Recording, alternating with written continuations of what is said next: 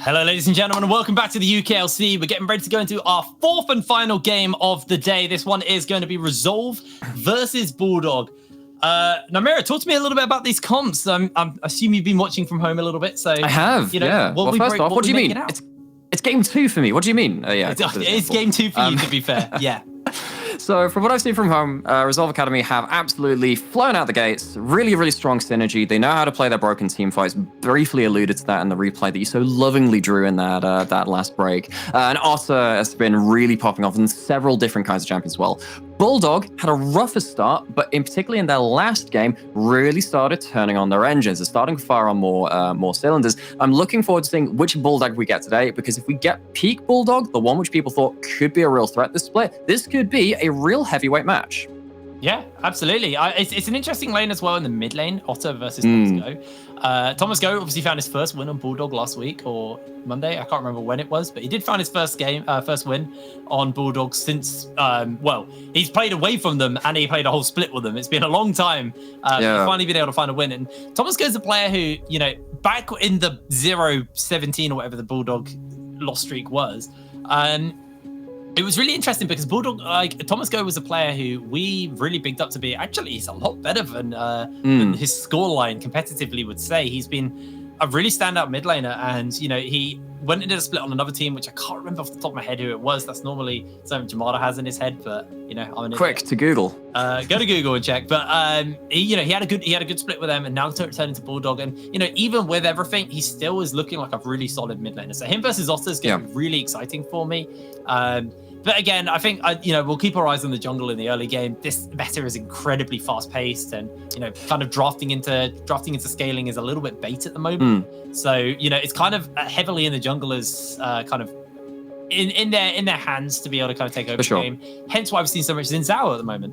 Absolutely. Plus, he just has build diversity too. This has been the hallmark of Season 11 for me, particularly with Season 10. It was like, oh yeah, just 200 years, bot diff, all this other stuff. Particularly this year, if you can have a champion which either flexes between multiple roles or the multiple builds, as we've seen with Varus going between Poke and ADC, same with even Kog'Maw, right, or Sivir, you can start playing the game in very different ways, even though you've locked in that champion to a role. You think, oh yeah, the Xin Zhao is going to go into the jungle. Yes, you know that. If you have something like a Frostfire compared to a Gordrinker and a Calypso, you play that so differently, and it does allow you to pick these, as you said, these early game junglers like the Xin Zhao, take the game into your own hands, and then still have that mid to late game tank or whatever your team needs from that champion. And I'm really interested, as you said too, in that jungle matchup, because it is intrinsically linked to the priority that your lanes give to you and the synergy that you have between those lanes. Even at MSI, right? The best junglers had tended to be the ones with the best synergy between their lanes, rather than just the best mechanical players as well. And I think we're seeing that in the UKLC too.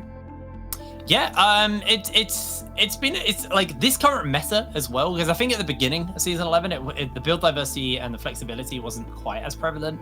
Until people discovered the tech. It was Ude Hecarim, and that was it, right? Like that was the meta for a while. Yeah. But I'm actually, like, a lot of people, might find some parts of this meta quite annoying, like Akali one-shotting people with 60 CS 40 minutes into the game. But outside of Akali being literally turbo broken, it is fun. There's a lot of flexibility. Things like Lee Sin being able to go mid, being able to go top, being able to go jungle. I actually had a chat with Mad Lad Pad, the oh really? Ooh, name drop. Ooh, nice. Earlier today, and I was talking to him about he talked to me a little bit about Lee Sin and why he thinks actually Lee Sin's not that great of a mid laner. Partly because he says the strengths of Lee Sin is the wave clearing capabilities of him. Oh, I inspire wave with Hunter's machete removal, he's not so great in the jungle anymore, but you give him a whip, he actually makes short work of waves, and it actually means he's very good as a kind of weak side top laner, because he's quite hard to dive, he's got a lot of mobility, he's got kind of disengaged with the kick and stuff, but he can also just one-shot waves. He can jump in, cue the cannon, E, whip, waves gone. Like, it's super easy for him to deal with the waves. So it's interesting in that kind of like in his flexibility, because he's still technically a mid laner as well. Yeah, and I mean, like, I know they're filming the new Indiana Jones movie, but I didn't know we had Indiana Lee Sin with the whip coming out here. But yeah, it's very much like Renekton's in a similar spot, right? It's just very quick, accessible wave clear, and it means that you can really fast track your lane priority, which is again what we were saying with these junglers being so important to be linked up the lanes. Into draft now, Lee Sin, we talked about it, and it has been removed. Surprise, surprise. I think Lee Sin's 100% banned today, actually. A lot of bans on it. If we head over to Resolve's now side of the bans, I'm assuming we might see something like the Rumble show up. Gwen as well. Gwen's typically been a red side ban. We did have it at the beginning of the day. Gwen Zin's out was absolutely nasty. Probably not going to see that get through. Tristana for now is going to be the ban coming in from Resolve. Over the side of Bulldog, there's the Zin's out. So they're focusing heavily on the junglers right now. They are right now, and then the question is, okay, so you've kind of got, you're removing some of these tools for the early game playmaking, like you're saying, with the Lee Sin with a priority, the Jin's out from the jungle, mentioned that too. The question is, again, what's going to happen with Viego? That's a very valuable first pick. What's going to happen with Gwen? Of course, there's been a red side ban, as you're saying so often. What do they think they have answers to? Obviously, Renekton has been a very viable first pick as well, just because, again, it's a very safe blind pick, and that's value in itself, even if there are other champions which are quote-unquote stronger in certain roles. Well, I'm just looking at what's been left open. The Thresh, the Ezreal, the Rumble. Oh, sorry, Rumble's gone. The Akali, like you said, the Renekton as well. The Gwen is still open. There goes the Senna. And it's just an instant lock-in on the Ezreal here for Bulldog. They really wanted to pick up that kind of strong AD carry. And over the side of Resolve, I mean, they've got kind of pick up the list here. The Karma as well, something that kind of slipped under my radar, has been taken away. And this is flexible. You could lock in the Akali and, you know, maybe the Karma here, there you go. So they're both technically flexible. Yeah. Karma can go between 3 lanes, Akali can go between 2. Resolve not really revealing their hand here. Now Bulldog, what is in their wheelhouse? What is going to be their answer here? Yeah. Because then the question is, well, what do you pair up this Ezreal with now and as well? Because Ezreal Karma has been the duo, and that's often been Ezreal Karma or Jinx Thresh or something like that has often been really good as Red 1-2 as a response to a very quick lock-in on the top side of the map of something like a Renekton, because it allows you to very solidly say, we don't have to play towards bot now, it's going to be safe on an island. The Ezreal needs something, though, to prop them up in lane, particularly if we're up against something like Varus, which of course has been banned this game, but another thing which just has a really uninteractive laning phase can get a bit awkward. They've gone for the high interaction, though. They've gone for the Leona. Yeah, it does mean, but it sets up some team fighting. There's a really solid kind of post-6 dive now in the bot lane. You've got the Volibear in the jungle, can come turn the tower off, set up from the solar flare. That's a scary level 6. So you want to try and draft something that can actually, bully them early and deny them from just being able to go for that tower dive. But now, though, they're going to give Bakako the Udis. The first one was seen today, actually, is it slipped through all of the draft phases, but they are just going to return to that old faithful. So you head into ban phase 2. The Gwen is still open, so I'm assuming we'll probably see her face now in this phase. The Silas getting denied for now. That's just a champion which exists. Gwen is just still in the pool. Remind me what patch this is. Is this 11.11?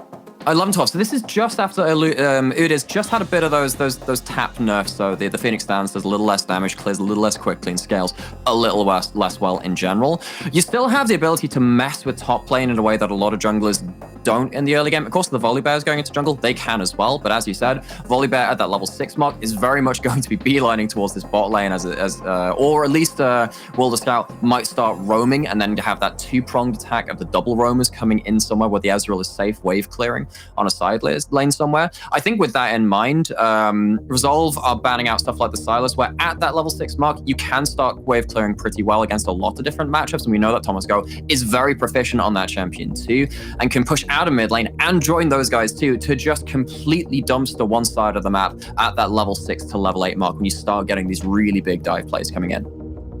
All right, well, there goes the Gnar as the final ban here. Over to Bulldog now, looking for probably just another AD carry ban. I mean, they can really trim the pool here. The Ashe is going to get denied that kind of... It gives them engage, actually, to Resolve, because Bulldog, they have great engage, but Resolve, locking in the Lucian, that's technically flexible between mid and the bot lane, but they are lacking severely in the engage department right now. Very low range. That's a real concern for me here.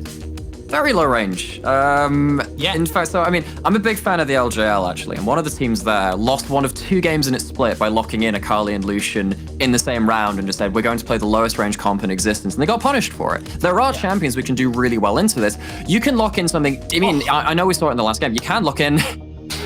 Okay, maybe the LeBlanc's a bit different. I was thinking different. I love that though, Gauntlet's Throne. So the LeBlanc actually great into the Akali. It's actually a really good matchup into the Akali. You put the chains down, you reveal it within a shroud. We saw it in the NLC yesterday. Even though they lost that game, the LeBlanc was absolutely smashing the Akali in lane. And the Shen is going to be the final lock-in here. Now, if I was Resolve, I would actually think about flexing Akali top lane, give the Lucian to Hunter, I agree. Because Lucian absolutely Goomer stomps LeBlanc. It's a horrible matchup for LeBlanc. He's a real lane bully. She has kind of post 6, you can kind of deal with it. Like, sorry, post 3, she can kind of like trade with him, but like pre 3, she just gets absolutely smacked about. So they are looking for a final lock in here, and it's actually going to be Lucian in the AD carry role, Gangplank in the top, and then they're going to put the Akali in the mid. Okay, so we still have a bit more of an even matchup in the mid lane. Of course, we're both mid laners, so I was listening to you say that matchup, like, yes, I agree. Oh no, he's covered all my knowledge. What do I say about the mid lane now? I'm a LeBlanc main, by the way. I know you're an Aru main, but I'm actually a LeBlanc main, so. No, oh gosh, I'll just be leaning over this side then, so you don't see any of that stuff.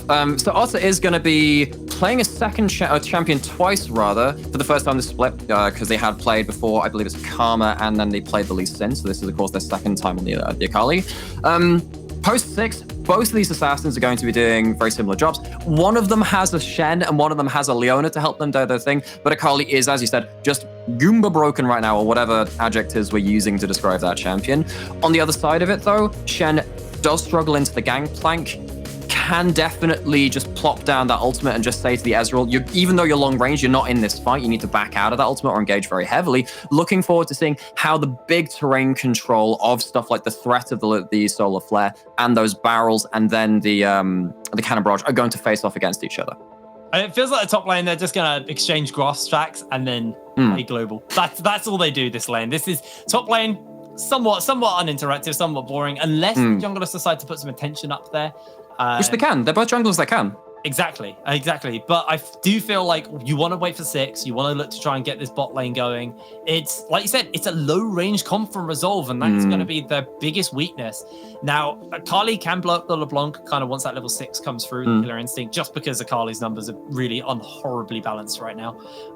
She just does way too much damage, even when she's behind. But we are getting ready to go onto the Rift for our 4th and final game of the day. Bulldog, they've got themselves in a pretty exciting comp, but Resolve, this is a snowbally comp. If Resolve start to get ahead, I worry that Bulldog will struggle to find their way back into this game.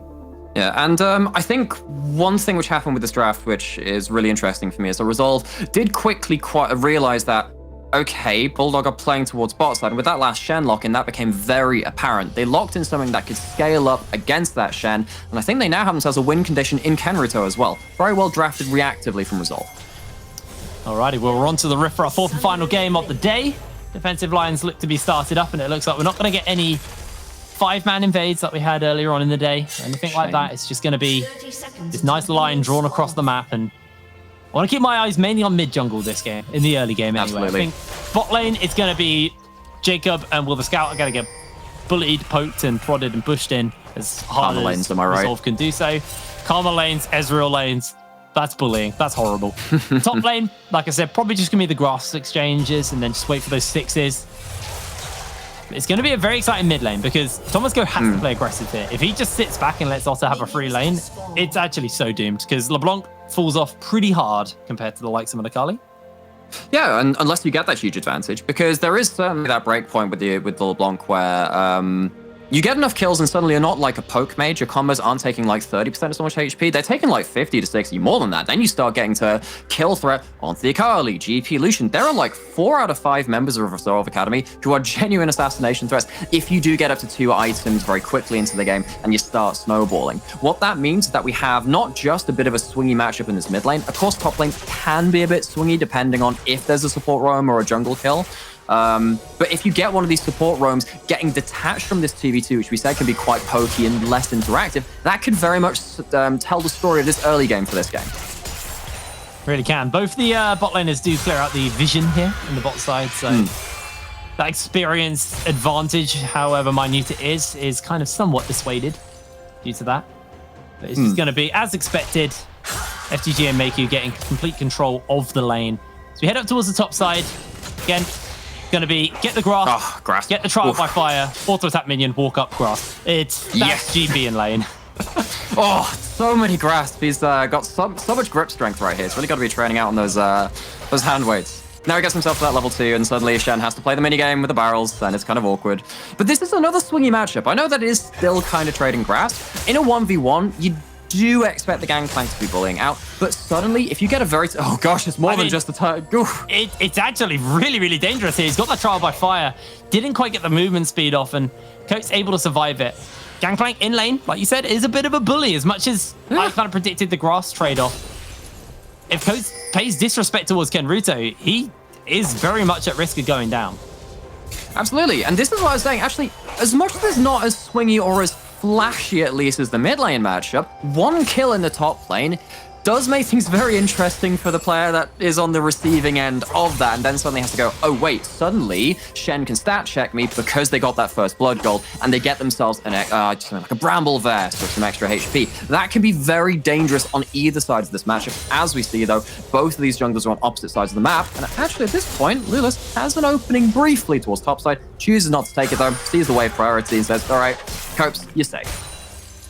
Yeah, he's going to get spot. He actually will spot out Kenruto as Bakiko maybe looking for something, although they're underneath a tower here, so I don't think you're going to really find too much. Well, the scout obviously has seen him due to that ward, and so is Jacob. Jacob is a little bit low, and if they continue to poke, it gets pretty problematic, but Coates has teleport, Thomas Go has teleport. I don't think we're going to be seeing a dive here. Jacob just continuing to get a little bit of poke off as Lulis will now spot out Bakiko, as he does lose most of his camp, or at least a big part. Yeah, there was a really dangerous moment there where Jacob landed the W and then he'd forward. I'm thinking, hang on, that's a level 1 arcane shift. That's definitely something which you can go for. FTG's going low. The Ignite is ticking, and Makyu gets a bunch of damage off the heels down, and FTG chunked out heavily here. Ludus will be spotted out by the wards, so Resolve not going to stick around, not going to find out what this Volibear is capable of doing, and FTG actually is hanging about as the ward goes down, and Lulis will clear it. Emboldened by cookies and pots, methinks FTG going to regen some HP. Looks like Bulldog, though, calling their jungler down, going to quickly push it in, and that means that at least Jacob gets to push that quickly, get a preferential reset for themselves after they've survived this early lane. They're going to crush it in. I actually wonder if that was the opportunity to go back for a tier. Oh, actually, they're going to do that anyway. Call me a liar. On the other side, also got a similar wave being built up, this time by the Shen, and they're probably going to get the first back too.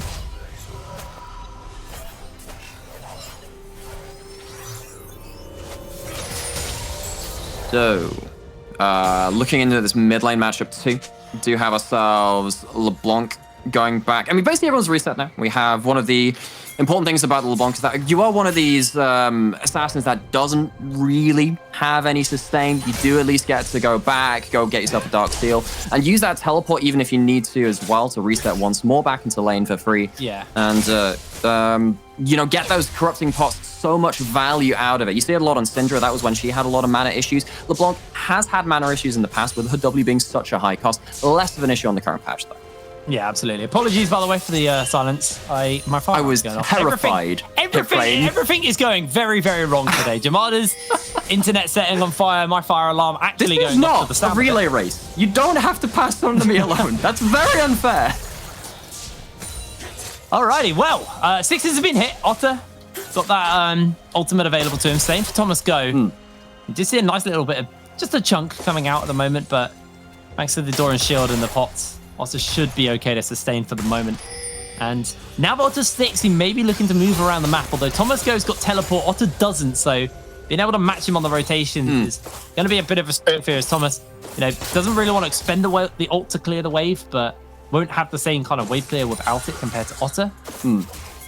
And I think one thing, because you were kind of saying, you know, Akali can very much blow up Akali post 6, but kind of struggle to some, but the LeBlanc rather kind of struggled post 1 to 3 against champions like the Lucian. Actually, LeBlanc has a decent level 1 to 3 versus the Akali, because at level 1, of course, she doesn't have Shroud, and then you get to level 3, and suddenly you don't actually have to open up with your QW either. You can just land that E, fish for it, and suddenly then Otter goes, okay, I got a shuriken flip out, and that's my trading pattern's completely gone for the next 20 seconds, which is a very long window of time in this kind of lane. It looks like Thomas Go has been just about getting the better of Otter in this laning phase, though. You need to really see what happens with the first all-ins, but now that's going to come in. There's a Shen on the table too. Some of these supports are going to be able to roam across the map. It's not very easy to find yourself a clean assassination in this game. Yeah, it really is. As Lulis actually maybe setting up here onto Otter, decides better of it as... Wave's in a good spot for it. Spotted out by that ward, which our observer's pointing out for us, as Lulus doesn't have 6. That's the only concern. But Otter, ooh, playing with fire here. There's a bear in the bush. Thomas going to come in, looks for the chains. Chains don't quite connect. And Otter, if you pull that E, you are dead, my friend. Not going to go for it. For sure. This is just classic assassin mid lane play because you're not someone like an Orianna, like a Syndra that can just clear waves for free and contain and keep wave clearing out and pushing out. Someone like a Akali, ooh, it's good damage. But if you have someone like, particularly like Yasuo or LeBlanc, you can try and freeze that wave outside your own turret. As a mid laner, that means that you can suddenly threaten to hop beyond the wave. Aurelia does this all the time too. Threaten to hop beyond the wave, land some damage to yourself, and go for those proper kill trades that you see in those mid lane solo queue montages. I would like to kind of take stock of where we are right now because the gold lead is marginally ahead for the side of Resolve. You can kind of see where that gold lead is as Thomas doing a good job to keep himself ahead of Otter right now. Big CS deficit building up there, but top and jungle, the something building as Jacob finds a little bit of damage onto Meiku. Now Meiku looking to turn it back around to Will the Scout, but they've got the flank coming in from the there. This is what I was talking about. The tower's been turned off, and the rest of the team have joined to the onslaught. Cannon Barrage will mean nothing as it's first blood for Coates. Coates will lose his life, though. Naruto answers out thanks to the tap shot. Everyone deserves a second shot. In this case, a second turret shot. Coates goes down, does at least pick up the kill for themselves. That helps in the individual matchup. But who picks up the return kill? It's his lane partner. It swings that matchup all the other way around. They're left with free time on the top side. They get to push it in, maybe take a plate for themselves. This is actually kind of a deceptively Resolve-favored play, I think, after the tools we used from Bulldog. Yeah, no, it was at the end of the day a 1-for-1. The first blood did go onto Bulldog, so technically, purely from an economical standpoint, they come out ahead as Naruto and Coates going for a trade. Bakiko here though, so Coates not gonna overhang around. But let's talk about what actually went down as well, because Bakiko was able to pick up the Rift Herald. So while the financials goes in favor of Bulldog, the Rift Herald's there, and now they can look to throw that as we go back into the replay. So we see the Leona go in because they think that they found themselves a momentary 2v1 of Bulldog. But then suddenly FGG gets in range, uses that tether, and threatens a really big turnaround. FGG thinks the player's on, but they don't understand themselves what turnaround is available from the BDG. Luckily, though, they themselves put down the extra turret shot, managed to get the slow from the big ultimate from GP, managed to make it, as you said, into that 1-for-1. A lot of fireworks, a lot of cannons for quite an even trade, as you were saying. But the Rift Herald is there. So we'll see what's going to go down with that. They may look to put that into the top lane, into the mid. I mean, any one of these lanes is actually, I think, perfectly fine to place the Herald down. I agree, yeah. You don't mind getting a gold onto GP. You don't mind getting the gold onto Akali. You don't mind getting the gold onto Lucian. They are perfectly fine. Bulldog are going to finally answer out with an objective of their own, though, and take their first dragon of the game. It's the Mountain Dragon. So a bit more resistance to work with. Next going to be the Infernal. So we may be looking at either a Cloud or an Ocean as our soul this game. And it kind of cools down a little bit. We had a moment of hypiness. I say that as they actually land everything onto Meiku. He gets chunked out pretty heavily here, but the Zenith Blade goes wide. Meiku will survive, but not without losing a lot of health. So close to being ranged for the Zenith Blade. That would have been probably a bit... the lights out for the Lucian that did have the Ignite, would have been the extra CC. Even with SGG coming in that time, I think that would have been too much to contend with. So actually 2v2 is where we've seen most of the explosiveness, and it's not going to end there.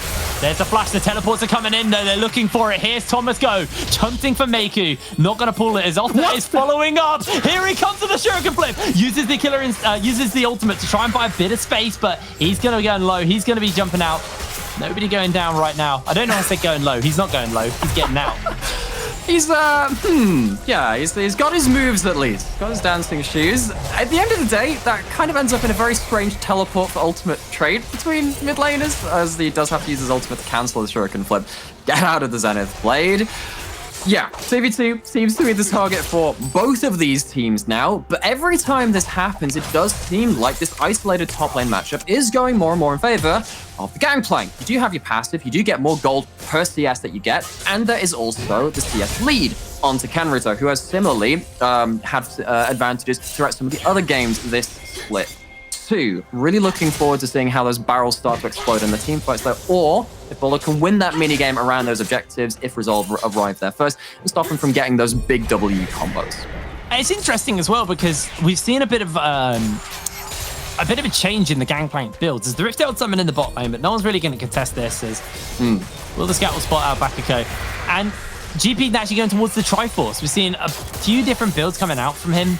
Obviously, at the beginning of the season, Triforce was kind of hypey, and then people realized, I don't like it as much. So they went to the Immortal Shield bow, and then it was like Essence Reaver Shield bow, and returning to the Training Force. It did get a couple of buffs quite a few patches ago. Yeah. I think this is more the Bruiser build. So you get the Titanic Hydra as your next item, just so you get a bit more wave clear. Yes, you do, and you can get yourself. Well, you get yourself the Ravenous Hydra, right? For the extra sustain, means your extended laning phase is really good at that point. I'm actually a big fan of Sundra if you're not hitting barrels, but in this game, when there are actually quite a lot of low-range champions in the Shen, in the Volibear, and even LeBlanc if they jump in the wrong distance, as we see another potential in that bot side, quickly averted from. Sundra is really good, so at least you get the percentage magic penetration on your ult and the armor pen for everything else, and your Q poke is just really nasty in lane. However, if you're hitting all those W's, you get to apply that proc onto your barrels. It does give you a bit more bruiser over something like the Essence Reaver Shield bow as well. Like you were saying, it's kind of the best of both worlds in this game. Well, as the plates are falling off, it is Resolve who've ended this kind of phase of the game ahead. Got themselves a 1,100 gold lead. Make it obviously getting the help of Math is working better for you. There we go. I totally missed what you said, sorry. What? You said the maths is working better for you this game. It's all going better now. Just about. Let's not get too hypey though. These are small numbers. I'm okay with smaller numbers. Make it obviously able to get that plate help from the Rift Herald in the bot lane, meaning that he kind of stems the bleeding that was starting to build up as Thomas and Otter just going for a little bit of a distortion for Shuriken trade. And at least Otter has managed to keep themselves relevant in the mid lane, because I was a little worried that early CS lead, particularly after they'd used the teleport to get back to lane and Thomas hadn't. I was wondering if that would lead to something a bit more. It has stabilized around about that 15 to 20 CS mark. You still managed to get to your first mythic. What I'm really wondering is what's going to happen with side lane plays. When are we going to get different lane allocation? Because in almost all games, you will see the bot laners move towards the mid lane, partly because the AD carries that we have had in meta for such a long time. I mean, I know we're talking about the Kai'Sa with Q evolution in the last game. Ezreal was in there too. Lucian's another good example of this. They just have really good wave clear. They're able to hold up that mid lane alongside their support, who can then roam out from mid lane and arrive to plays very early to start influencing the map. And that would allow someone like Otter, someone like Thomas go in their own right, to start finding and picking their own assassination fights in the side lane. That's what I'm keeping my eye on for now. You saw first turret blood getting picked up in the bot lane just due to the fact that they've had that Rift Herald earlier, but Bulldog now, they're picking their neutral objective up. They want to go for the Rift Herald here. And 15 seconds till the dragon spawns, all of Resolve on the other side of the map, so it'll be a Rift Herald for dragon trade. And with the fact there's no plates, I'm actually not sure if I'm as okay with this trade. Maybe if they find a kill, maybe if they find a tower, it might be worth it. But Thomas missing out on the chains, had to double distort as Will the Scout comes in, catches him, but a great orange from Ken Ruto means he will be okay. As got auto the barrel if you want to make it hot, mate. Close enough. Well, it doesn't get the damage, but whatever. Wouldn't have led to a kill, I can't imagine. There's still the channel available. And that's going to be something which is a really big tale of this game too, because we picked out one of the identifying marks of Bulldog's current team composition as if they really want to go bot, and they have done that several times at this point. They've not managed to get huge amounts out of it. As you said, Resolve have stemmed the bleeding. The question is, what else do they have in their playbook going into the mid game? Well, of course, they can start collapsing with even numbers fights if you do have more of a side lane play mentality coming in. As we see that, Jacob, Will the Scout, they move mid lane. There is going to be a response from Moku and FGG. This is a very dangerous point now for Resolve because they are lacking some of the tools in those globals, particularly that Shen ult, to start engaging plays in those 1v1s in the side lanes. I want to talk a little bit about scaling then. So what do we make of scaling in this game? Because sure, Gangplank scales incredibly well, but like it just feels like the issue Resolve are going to have all game long is this range problem. So that's a very realistic concern. You do have barrels, and I think if you land one barrel and that suddenly opens up a Lucian Shield Karma, and heck, I remember one of my favorite series of all time was SKT back in Season 5 when they played with Lucian Karma. They just have a Lucian running forward, being able to have the mobility to put down their short-range damage just because they have an enchanter backing them up. Bulldog don't have that. If you land a barrel and that enables Meku to keep walking forward like that, I think Resolve are going to be fine in the late game, particularly because they also have the Cannon Barrage to help them with that. What that means is Bulldog want to probably not take a fight down the throat of Resolve. They want to come in from multi-angles, use themselves Shen Leona, Shen Volibear to approach different directions of the fight, and make sure that the barrels, that the Cannon Barrage can't get maximum value. I'm actually really happy to see this build from Thomas Go. This is one that I did actually hint at yesterday. We've seen a lot of Lunan Echoes. This is obviously more that I can the waves build. Right. But this is actually the Everfrost LeBlanc. It makes landing the chains really easy. And if you land the chains, then Everfrost, you guarantee the snare. It's really disgusting, actually. And you get a bit more health as well, so you have a bit more survivability. Jacob has to be somewhat careful, as Otter will land the Shuriken flip. I don't think you're going to jump into a volley bear underneath a tower. So Otter just going to send the message to Jacob that I can kill you if I want to. Yeah. I mean, the credit to production there, credit to observers. I was sat there going, ooh, the camera's zooming. That means plays aren't happening, but it made it look like it anyway. Yeah, I mean, you've got the one item in the Akali, but we're not quite at that point where the E means instant death, like you were saying. The other thing about that Everfrost as well, like you're saying, it makes it easy to hit the chains. It's also a really good answer to Udyr, because Udyr threatens a lot of teams by just popping a basic ability and then expecting you to use something of a longer cooldown. So he's gained something from a micro play. Having the extra ability to just root him in place, to slow him with the Everfrost, if you hit that central zone, suddenly Udyr really regrets making that play, and you still have to flick your chains to keep people in place. Your permanent CC ability as LeBlanc, like you were saying at that point, it's actually quite considerable.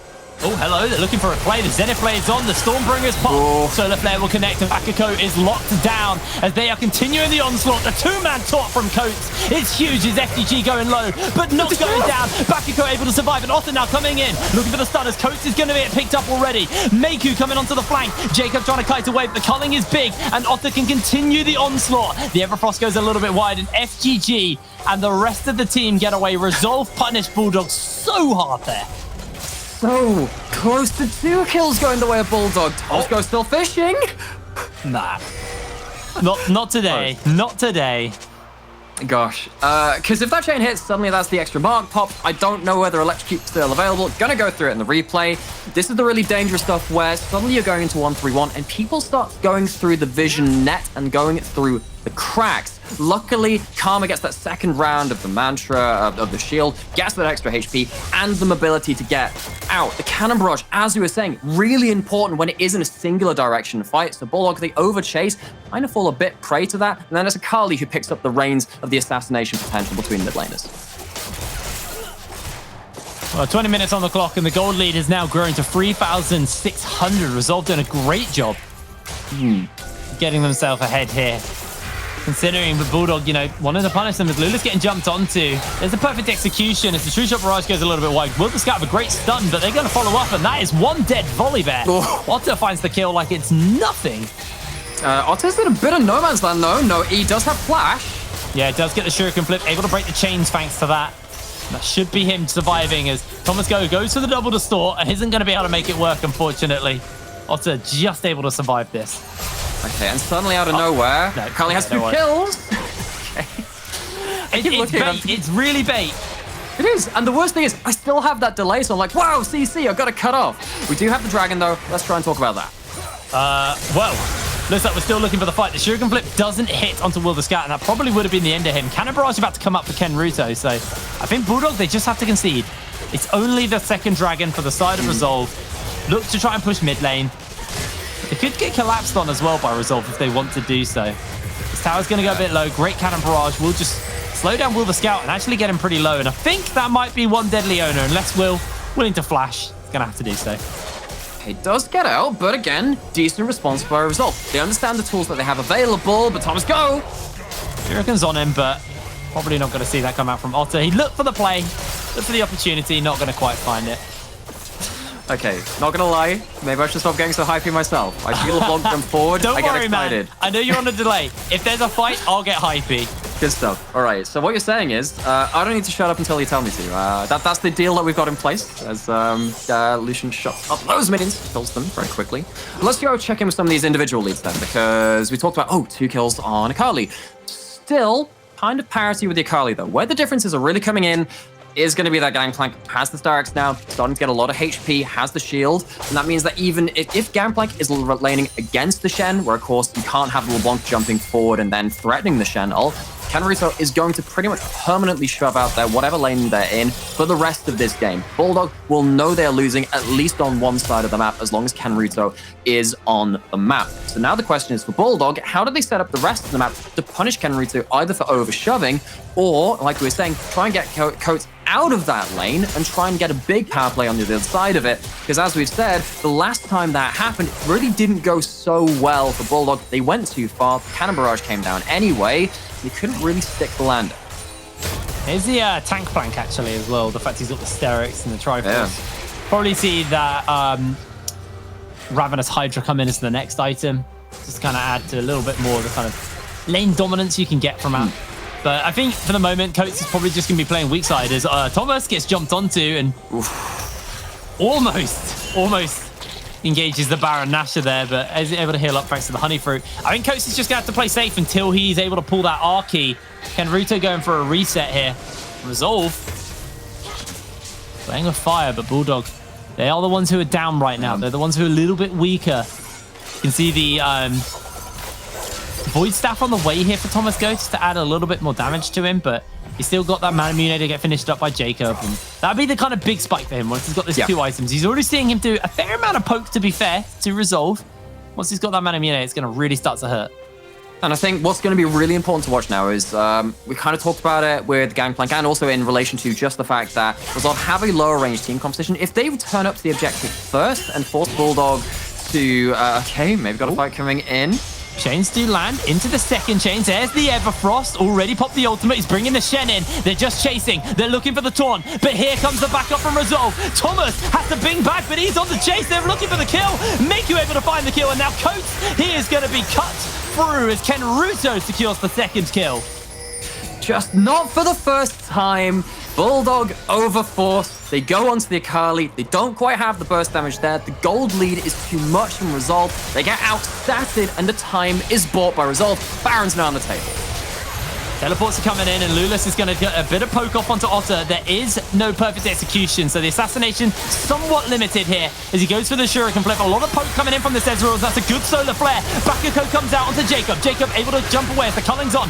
Will the Scout is going to go low, and Resolve continue their onslaught into Bulldog's face. That's a killing spree for Kenruto. Baron is stopped, but Bulldog, they need to stem the bleedings. They can't lose too much more here, and it looks like Jacob able to kite, able to poke them low enough, and able to survive. Bulldog lose their support, but hold on to the game.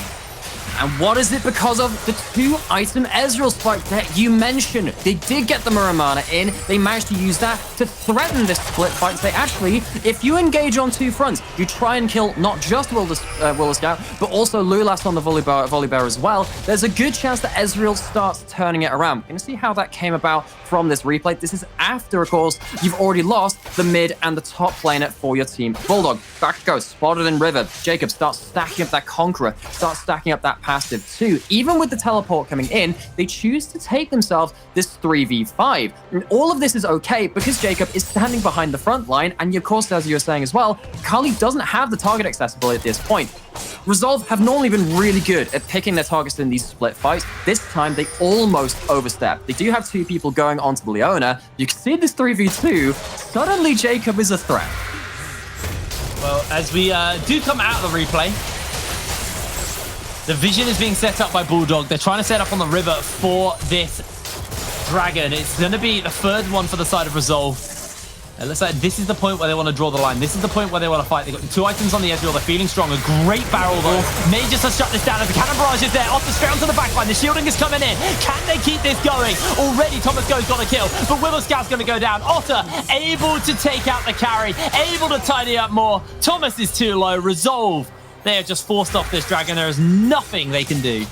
Triforce is a great item on Gangplank if you can reliably hit barrels, and that one is a barrel full of gold. Hits true, hits home, and takes so much damage off Bulldog, gets the slowdown, and that allows these champions, which are lower range, but do have a lot of mobility, to get onto their targets. Otter gets the ultimate. There are about 2 or 3 people in that fight. Resolve do have the damage if they can get in range, and in that fight, they managed to do that. And that was just disgusting amounts of damage going into Jacob, and an easy follow-up because this time Otter had the killer in perfect execution. I don't know if I keep getting a Kali and Kai'Sa muddled up on their ultis, but there we go.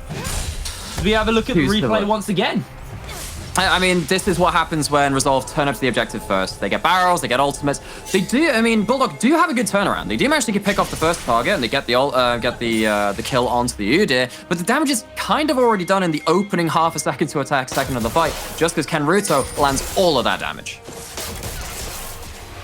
was almost a good follow-up. And remember, it is Cloud Soul, so it's not game-breaking. It's not one you really want to give over. Carly, with even more mobility after popping that ultimate, I'll be able to talk eventually. Does make her a little bit more annoying to deal with, and same for the fact that the Udyr as well. Obviously gets that global cooldown change thanks to the ability haste he gets off it. Yeah, true. It's not bad. We're seeing the Hex Drinker being finished up for Jacob. He is bored of getting one shot.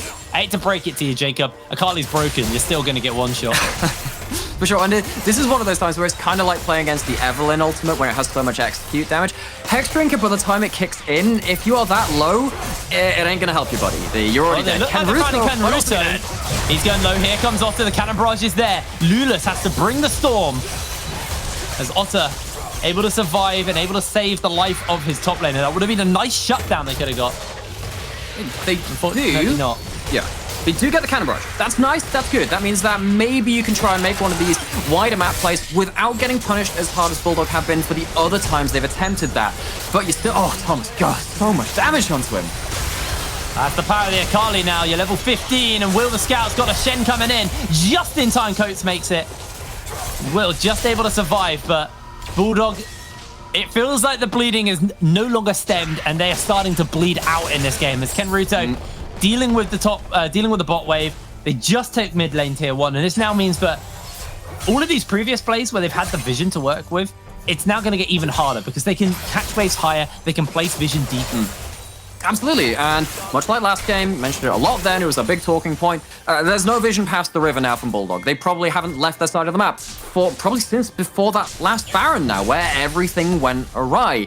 Even though LeBlanc does have that voice snap, does have a third item on the way, it's not enough at this point. Otter has largely been holding their own ever since the early laning phase where we saw Thomas get that minor lead. Otter has really picked up the standard of Resolve and said, rally to me, I'm going to be the one to make the big plays, and he has followed through on that promise. Looking for a little something here. Was just clearing out the vision as Thomas jumps over the wall. He's able to ping back just before Otter goes, you're dead. Pretty close. As we'll see the total damage dealt this game a lot from Jacob. Jacob is doing some serious work. And oh my lord, Bakiko, you are just a bear stance bot, and that is it this game. Gosh, this is... Oh, hold on. Ooh. That's the double sigil into the solar flare. They're looking for the fight. The true shot clips out Meiku, but not enough to find the kill. That was close. That's the kind of time where, you know, you look at the Hex Drinker on Ezreal, yeah, maybe Lucian wishes he had one of those instead, because that was far too close for comfort. Meiku is going to heal up off of the Raptors, has enough lifesteal at this point to keep themselves on the map, even without having to teleport their solo laners. Now, speaking of those solo laners, Kenruto has finally done chipping away the bricks and mortar of that bot lane in a turret, takes that one down, and Jacob he's close enough to the wall, close enough to his team, able to get away from that. Fight's going. In comes Thomas Go. Otter caught out by the chains, but the Shuriken Flip's coming in. Thomas gets himself a catch onto Bakiko, but now they're chasing. Jacob is going so low to Meiku, and Meiku's able to take him out. Resolve just run over everyone. A double kill picked up for Meiku on the Lucian. This is just what this team does. They split you and they destroy you. Thomas slowed down. Cannon barrage is there. Otter lands the flip. They're bringing in the backup as Thomas is trying to survive. Coates just about makes it in time. As the tower will go down in the bot lane, the inhibitor has been left open. This GP just being so problematic as the Baron will get started by Resolve on the other side of the map. And you could just about deal with it in about 10 to 15 minutes into the game. Kenruto has 3 items. What is the biggest Serilda's Grudge? It's not even anything like the crit build. It's huge amounts of armor penetration and raw flat AD. Resolve are winning out on the big 4v4s and also in the isolated 1v1s. They're winning everything right now, Jake. I mean, going to the replay once again, it was Bulldog who started this fight and it just got flipped on them so hard. And yeah, I mean, even though the W hits from that Ezreal, I look at this Lucian, I'm like, okay, yeah, that's the 3 item as that Lucian. That really hurts. The crits start ringing true, and you have the Sheen hold on. Through every other auto. Otter lands the Shuriken Flip onto Thomas, but the Dragon's up. Remember, this is soul for Resolve. Again, not a game-breaking soul, but not one that Bulldog really want to give over. Dragon's going to get pulled out, and Thomas comes over just to scout with the W. Has to ping back now. And I just don't think Bulldog are set up for this. I think if they try and fight this, they're probably going to lose. And then at that point, the game's going to be done. Kenruto's just about to get the cannon barrage, so they've got the zone control to work with. They're trying to make Bulldog... I don't think Resolve actually want to be taking this dragon themselves, almost putting the... Oh, okay, Thomas Go flips back just in time. I think what Resolve... Oh, that's Clish Aurelius. Oh, the jump in, actually. Otter gets the chain off onto him. He has to use the stopwatch. Jacob continues to poke. Good solar flare, but not going to be enough as Otter able to jump away. Lugless has to use the ulti to escape. And Resolve don't find a kill, but they'll get this tower. And Bulldog have to reset. They have to heal. Resolve. They try and force Bulldog to run into Resolve. And when that doesn't happen, they say, all right, we'll do it ourselves. We'll run into you. They have the last of the Baron buff. They're going to go push into mid. Not going to be able to take this tower, but the inhibitor secure for Kenruto. That's a lot of damage from the GP as they do break the chains. And Thomas just about surviving the cannon barrage. That was bloody close. But it was... No, oh, wait, hold on. Wait, what? He gets him. The minion assist. Oh! Tragic. Actually tragic. Oh. It's not quite the Beely performance on LeBlanc we saw earlier as Jacob, ouch, loses a third of his health to just one auto attack. That's the Kraken Slayer.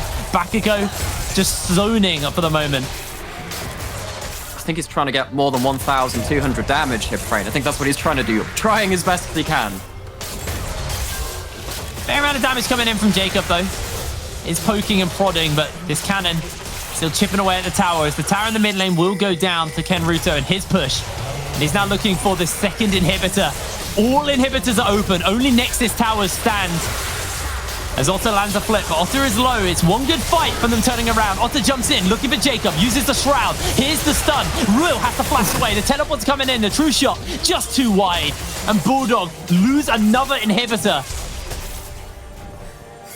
But, I mean, this is kind of the wallet's talking for Resolve at this point. That's the 13,000 gold lead. Doesn't matter how good your solo players are. Stunning them in place for that long needs to have follow-up, and it needs to be damn quick. Otherwise, they are going to turn around. You can see what Kenruto does just with barely impacting that fight himself. He's just pushing in other parts of the map. And suddenly, Bulldog are sat here with 3 downed inhibitors with only 2 kills the entire game. This is all of the alarm bells ringing. They've been going on for quite some time now. Yeah, it's definitely been a longer game, but Resolve, they're not willing to, throw this game out. They're playing it calm, they're playing it collected, and there is still a death cap LeBlanc. That is something you have to be careful of. Doesn't matter how late you get in, she can still look to one-shot someone as actually goes in, and Thomas is instantly popped. Otter just finds himself the easiest kill ever. Has to stop watches the cannon barrage is on, and Otter, killer instinct straight out. Perfect execution. I'm getting this ability wrong, but it doesn't matter because Will is going to go down. Otter is unstoppable right now, and Jacob is cut off on the wrong side of the map. It's a double kill, picked up onto the Akali, and Jacob will go down. A triple kill for Otter, and Coates will lose his life. Resolve find absolutely everyone. It's the ace, and it will be the base. The minions will do all of the work for them. Resolve, in an absolutely stellar game, take out Bulldog. Resolve will be left alone at the top. 4-0, they take the win, they take down Bulldog. Beautiful game there for Resolve, and they continue to remain to be one of the strongest teams in the league. Undefeated, I believe. I've been an absolute idiot on that one. I believe they're undefeated. But yeah, absolutely fantastic game there from Resolve. And overall, Bulldog, there were signs of life, even with that gold deficit. But I think that was more Resolve just playing reserved than Bulldog playing that really well.